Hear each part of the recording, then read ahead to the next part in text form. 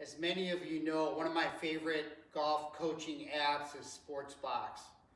So Sportsbox basically looks at the internal engine that's driving the golf swing.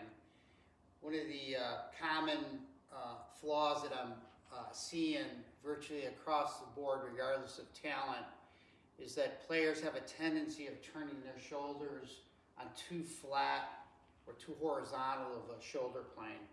So when we look at efficient rotation of the shoulders, the chest should bend forward approximately 35 to 45 degrees. So you're going to get a pretty steep forward angle of the chest.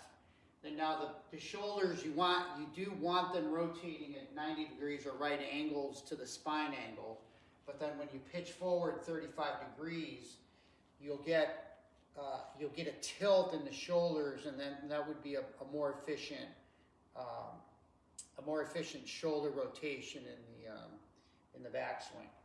So one of the measurements that we use, or that allows you to maintain that angle as the spine is pitched forward, is called side bending. So side bending is your trail shoulder pinches into your trail hip, lead shoulder pinches down and into the lead hip. So it's that side bending as you're bending into the backswing, that pinching that allows you to maintain that angle.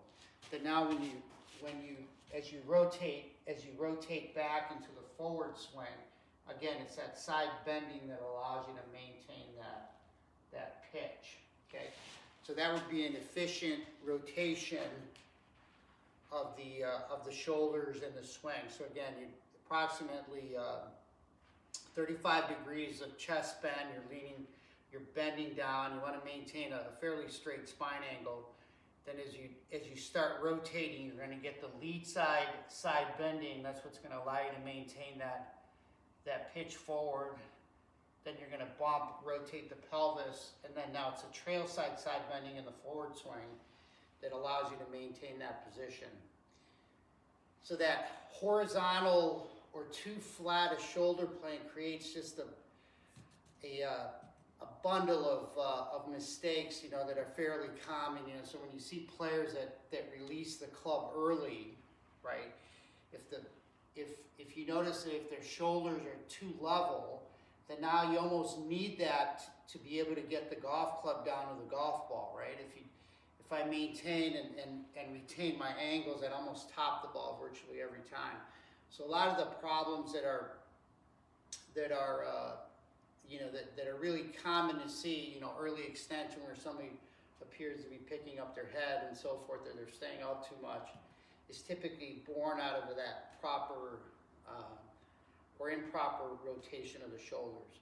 Let me show you a couple of drills in addition to this that'll help you maintain a better shoulder rotation throughout the golf swing. So this first drill, you can try to maintain that proper forward pitch, get the feeling the side bend is fairly simple. Take a weighted ball. I've got a 12-pound medicine ball with handles on it, and I'm going to pitch forward about 35 degrees. I'm going to keep the ball to my trail side, my right side, for a right-handed player, and then I'm simply going to make a backswing. I'm going to reach down and across. Now I want to maintain that position. I want to keep that ball on the far side, and then I'm going to open and turn my trail shoulder open, and then the weight of the ball is going to keep me pitched forward. So it's here, reach across and turn. Reach across and turn. Don't let that ball swing back in front of you, because then now you'll start introducing a reverse pivot or pitching too much towards the target. So notice I'm maintaining it to the right side. The second step into the progression is we'll go ahead and start the ball on the right hand side again, the weighted ball. I'm gonna reach across, rotate back.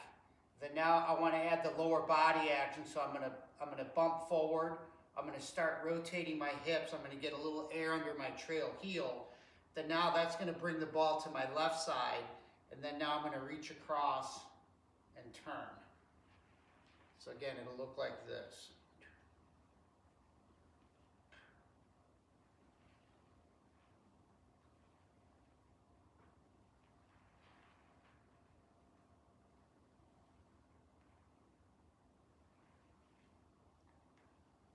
Okay, so notice I'm doing it at a fairly deliberate pace.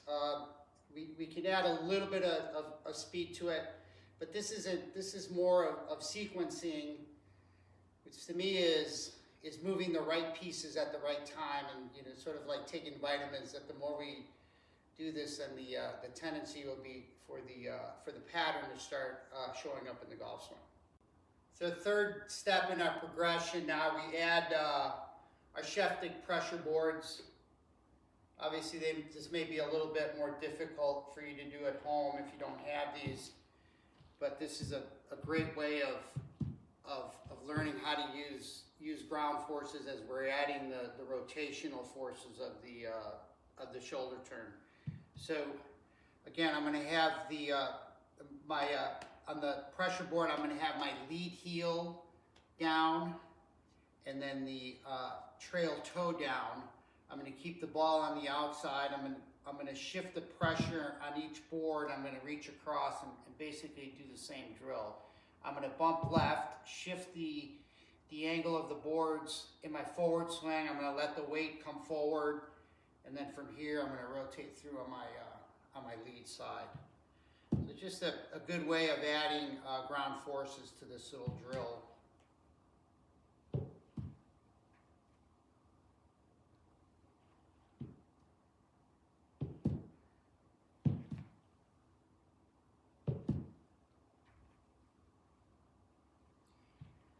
So that is a much better concept of a shoulder turn. Give it a shot and let me know, comments below, or shoot me a text, let me know how it works for you.